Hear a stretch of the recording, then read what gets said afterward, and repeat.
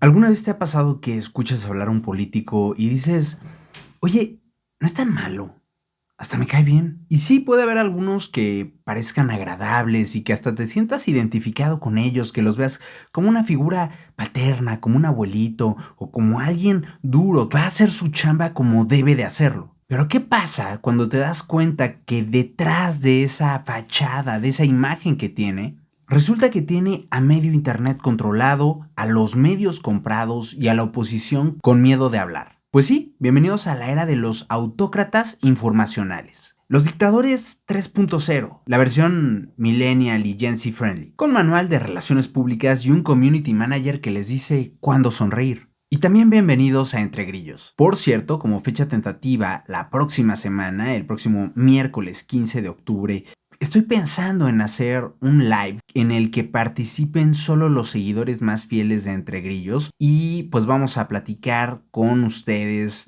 compartir opiniones, hablar de algunos de los temas que hemos estado tocando en los episodios recientes y sobre todo quiero escucharlos y saber qué piensan, cómo ven las cosas.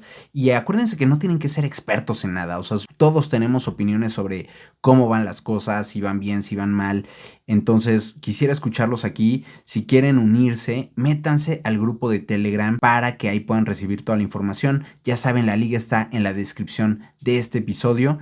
Y sin más por el momento, comencemos. Estás escuchando Entre Grillos, análisis de noticias para entender mejor nuestra realidad. Comenzamos. Partamos de una base.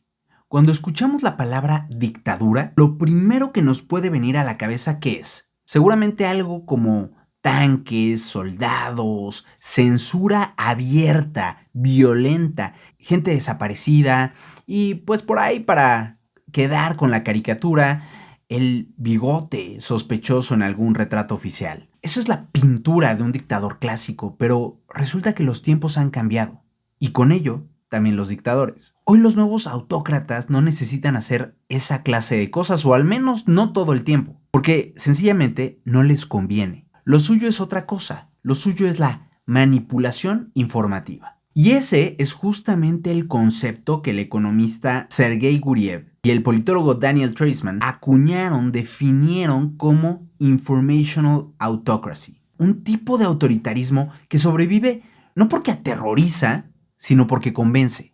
Les dejo también en la descripción los links de acceso libre a algunos de los artículos que utilicé para elaborar este episodio y los pueden consultar en la descripción de este episodio. Ahora, convencer es la palabra clave. Pero aquí convencer significa algo como manipularte sin que te des cuenta. Crear una realidad en la que el líder siempre aparece como alguien competente, cercano, y, ¿por qué no?, hasta democrático. Los viejos autoritarismos, Stalin, Mao Zedong, Adolf, el del bigote, y Pinochet, se sostenían a punta de miedo. Si no aplaudías, desaparecías. Si hablabas mal del gobierno, te tocaba cárcel o exilio. Pero los nuevos aprendieron de la historia que precisamente el miedo resulta ser muy caro. Y además se nota, no es sutil. Por eso, hoy prefieren el like, el topic trending, la entrevista exclusiva con un medio y un periodista que nunca va a hacer preguntas incómodas. Guriev y Treisman lo explican así. Los nuevos autócratas ya no se venden como dictadores, como estos tipos rudos que toda la gente le tiene terror. Se venden más bien como gestores competentes. Ya no dicen te callas porque yo mando, sino ¿por qué criticas? Si mira cómo va la economía creciendo tan bien y es gracias a mí. El poder ahora no impone, busca convencer, es decir, manipular, a través de mercadotecnia, propaganda, para vender lo bueno y acallar lo malo. Piensa en Putin, un exagente de la KGB que tiene ciertos patrones muy marcados de dictador de la vieja escuela, pero al mismo tiempo intenta mantener esta imagen de un presidente pragmático y muy capaz que rescató a Rusia del hoyo en el que estaba metido el caos de los 90. O en Chávez, que utilizó elecciones, programas sociales y cadenas de televisión para construir la imagen de que él lideraba un pueblo feliz, mientras cerraba medios y perseguía a los críticos, por supuesto. O en Trump, que dice defender los valores cristianos, democráticos estadounidenses, mientras provoca una cacería contra las minorías y presiona a las empresas para que hagan lo que él quiere. Todos distintos en muchas maneras y todo iguales en algo. Su autoritarismo no grita, susurra. Lo más brillante, por así llamarlo, y perturbador al mismo tiempo, de estos autócratas informacionales es que simulan muy bien la democracia. No cancelan elecciones, las organizan. No eliminan a la prensa, la compran. Y no censuran el internet, sino más bien lo llenan de bots y de trolls hasta que no sabes qué es la verdad. El truco es simple: mantener una fachada democrática que engañe tanto a sus ciudadanos como al exterior. Así, cuando alguien denuncia autoritarismo, la respuesta es automática. ¿Cómo voy a ser yo un dictador si aquí hago elecciones y son libres? Lo que pasa es que la gente me adora. Si hasta tengo oposición, ¿no la ves en la televisión? Y sí, claro, usualmente hablamos de elecciones manipuladas o controladas y de una oposición meramente decorativa, la que sirve para demostrar que hay un supuesto pluralismo, pero que al final del día va a perder con 30% o más de los votos oficialmente verificados. Los autores dicen que este modelo reemplaza la represión masiva por la manipulación de creencias. El ciudadano ya no obedece por miedo, sino porque genuinamente cree que el gobierno está haciendo las cosas bien. Y si algo sale mal, si algo se descontrola, si hay un escándalo, una protesta o una crisis, siempre hay un culpable externo. Es alguien que no puede ser el dictador, el autócrata informacional. Puede ser la oposición, los enemigos, la oligarquía, los extranjeros, la prensa vendida. Siempre, pero siempre hay un chivo expiatorio que es un externo. Y si la crítica viene de afuera y no te compran el discurso en el exterior, siempre queda la infalible carta de jugar la soberanía nacional para decir: no se metan conmigo. Y el manual se repite en todos lados, ¿eh? Los ingredientes son 3: propaganda creíble, censura selectiva y simulación democrática. Propaganda creíble que no se siente propaganda. No es el noticiero gritándote que el líder supremo es Dios. Es el documental sobre su vida sencilla, su contacto con la gente. El reportaje sobre cuántos hospitales ha abierto, cuántas vidas ha cambiado con sus políticas, que se fijan exclusivamente en aplaudir lo bueno y no critican lo que se hace mal. O el video donde abraza a una abuelita y besa a un niño. Es un ecosistema donde todo parece informativo, pero en realidad el guión está escrito desde el poder. Censura selectiva, porque ya no se prohíbe todo lo que es contrario al régimen. Al contrario, se deja hablar, tú habla lo que tú quieras. La idea es que no muchos escuchen, hasta que alguien dice algo que realmente duele, o hasta que sus palabras comienzan a hacer eco. Ahí empiezan los problemas. Entonces llega la multa, llega la querella, o la coincidencia de que el medio pierde su licencia, o le bajan el presupuesto de comunicación. Y si digamos que es una manzana podrida en ese medio, un periodista que quiere investigar más de lo debido, pues basta con una llamada a sus jefes para que ese periodista o esa periodista se vaya de vacaciones indefinidas, o resulta que su programa ya no deja y le tienen que dar cuello. Y simulación democrática porque sí, hay elecciones, pero con árbitros controlados. Hay oposición, pero sin acceso a medios para realmente convertirse en una amenaza al poder. Y hay tribunales independientes siempre y cuando fallen a favor del gobierno. El resultado es un régimen que parece estable, que es legítimo, incluso popular, y que cuando no es legal, lo hacen legal. De hecho, los estudios de Guriev y Treisman muestran que muchos líderes autoritarios mantienen una popularidad tremendamente alta. ¿Por qué?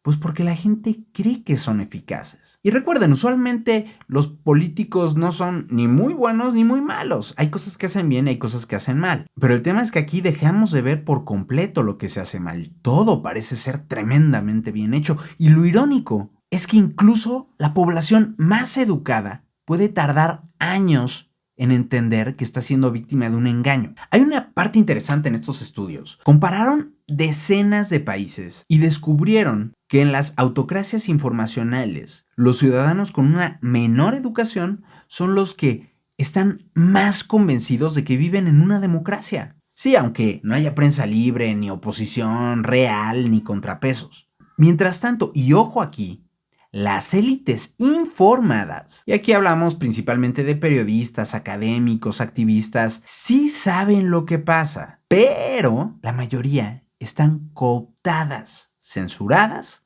o exiliadas. Y aquí viene la parte maquiavélica. Este tipo de sistemas no requieren que todos le crean, solo necesitan que la mayoría dude lo suficiente de la crítica para no arriesgarse. Si la gente no está segura de si el gobierno miente o no, la autocracia gana. La confusión beneficia al poder. Antes un dictador se mostraba fuerte, hoy se muestra más razonable, más cercano.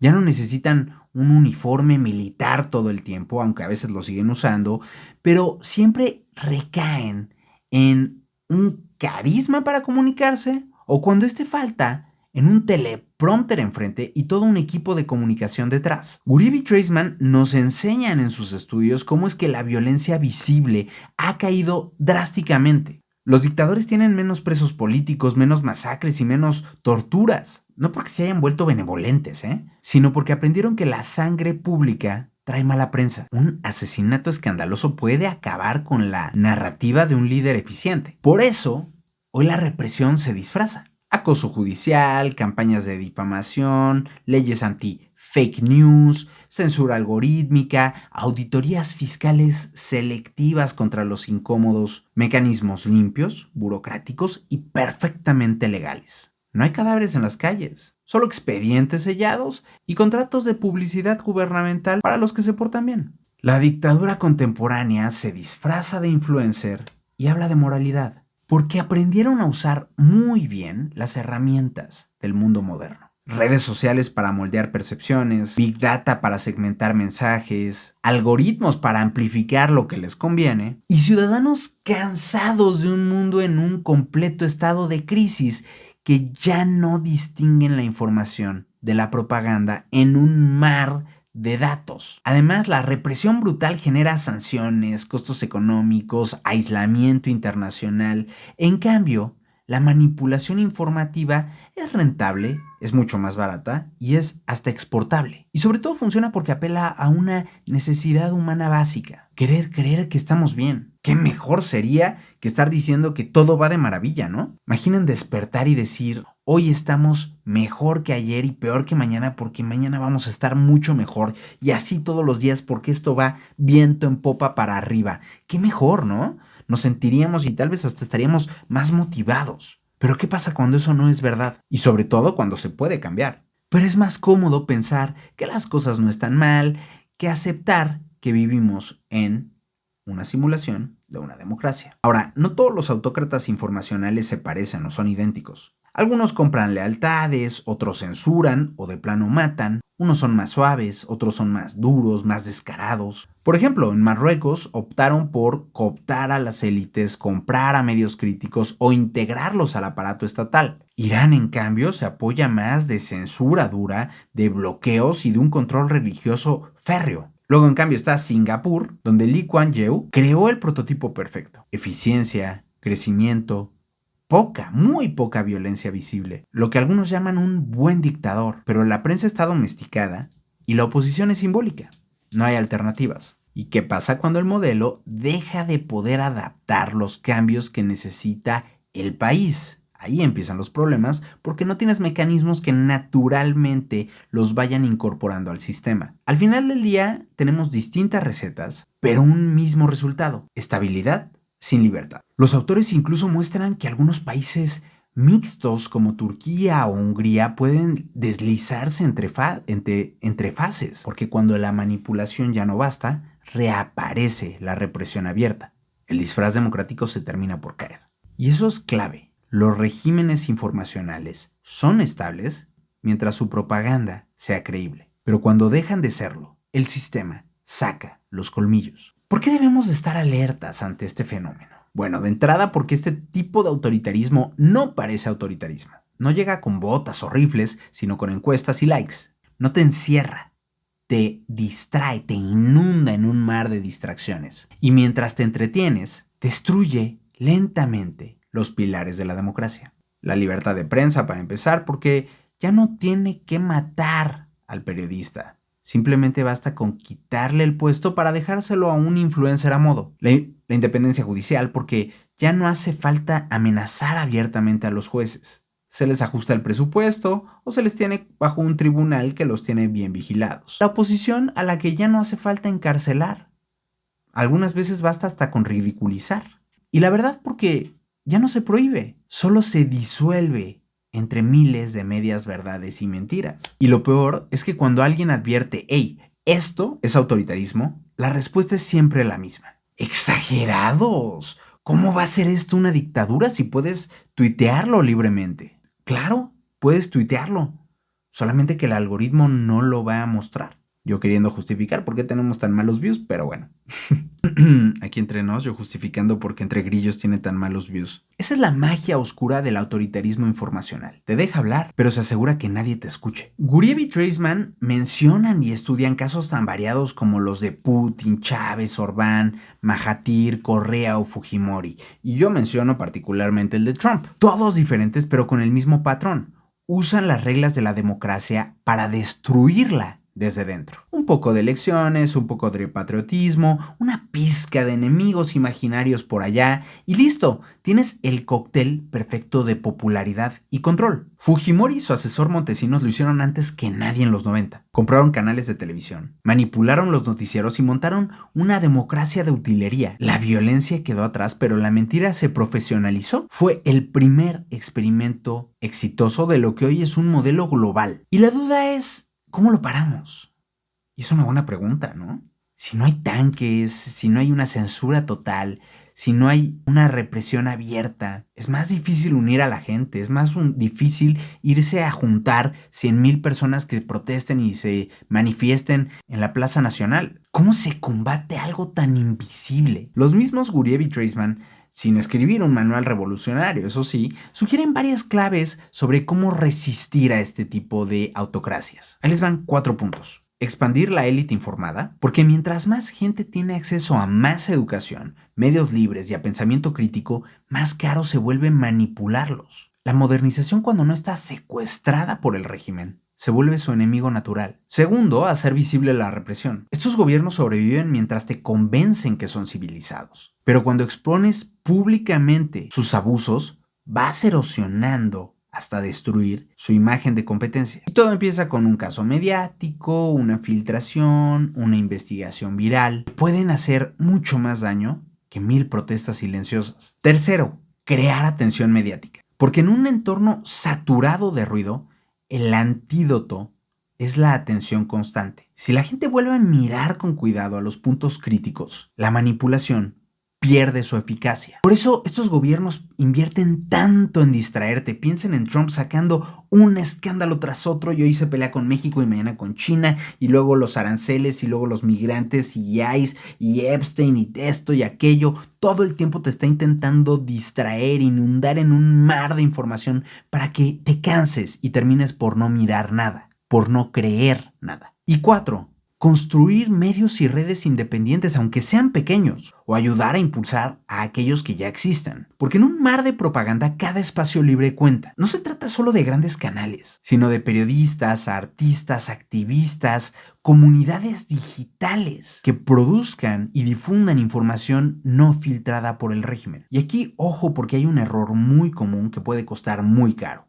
Creer que mientras no hay sangre, mientras no hay una violencia visible, no hay dictadura. Pero cuidado, porque la autocracia informacional es como el dióxido de carbono. No lo ves, no lo hueles, pero cuando te das cuenta que está ahí, que se fue metiendo, que se fue acumulando y que ya está abarcando toda la habitación, ya es muy tarde. Se normaliza la autocensura, se justifica la persecución legal, se ridiculiza la disidencia y el público, agotado, deja de creer en nada. Ahí, y solo ahí, es cuando la democracia muere. No por un golpe de estado, sino por la apatía. Lo peligroso de este modelo es que no nos enfrenta, nos seduce, nos invita a creer que todo está bajo control, que las instituciones funcionan, que no hace falta protestar porque las cosas van mejorando. Y poco a poco nos convierte en cómplices involuntarios. Pero, y aquí está lo esperanzador, Este tipo de sistemas no son invencibles, dependen de un delicado equilibrio. Mientras la gente cree en ellos, funcionan muy bien, pero cuando dejan de creer, colapsan. La historia lo demuestra. Por eso la tarea no es gritar dictadura cada vez que algo nos molesta, sino reconocer los patrones. Cuando un gobierno manipula la información, opta la crítica y controla la conversación pública, aunque no dispare una sola bala, está avanzando por ese camino. Y nuestra defensa no es el miedo, ni el silencio, sino la atención. La información libre, la crítica, el humor, la educación, la memoria, todo eso que ellos quieren que creamos que ya no sirve de nada. Porque mientras ellos nos sonríen en 4K, nosotros tenemos que recordar que la democracia no solo se destruye con tanques, sino también con likes y con votos. Así que a la próxima que veas a un líder autoritario que te dice, no soy un dictador, al contrario, soy un líder muy eficiente y muy amado, míralo bien, porque quizás no lleve el uniforme, quizás no utilice ese bigote clásico, quizás no reprima las marchas abiertamente, pero tiene todas las herramientas del poder para hacerte creer que todavía eres libre. Esto fue Entre Grillos y la pregunta queda para ustedes. ¿Qué tan libre puede ser una sociedad que ya no distingue entre la información y la propaganda? El emoji de la semana puede ser un micrófono o una lupa o algo que les haga pensar en este tema de poner la atención donde debe de ir. Y si te gustó este episodio, ya saben, me ayudan mucho no solo viéndolo, sino también dándole like, compartiendo, comentando y suscribiéndose si no lo han hecho aún. Recuerden que pueden apoyar a Entre Grillos con el equivalente a apenas un café al mes. La liga para hacerlo está en la descripción de este episodio a través de Patreon. Y pues recuerden que este país y el mundo entero necesitan hoy más que nunca discutir la realidad para llegar a la verdad. Gracias por escuchar Entre Grillos y gracias a nuestros mecenas Arturo Monedero, Sergio Estrada, Eduardo Farfán, José Corral, Daniel Santana, Leonel Quiñones, Ana Martínez, Jaciel Lara, Arturo Flores, Ivana Cortés, Ailín Mendoza, Mariana Martínez, Isa Ripoll, Jackie Vargas, David Ladrón de Guevara, Jackie Quiñones, Jorge Vargas, Diego Báez y Sofía Russo. Nos escuchamos la próxima.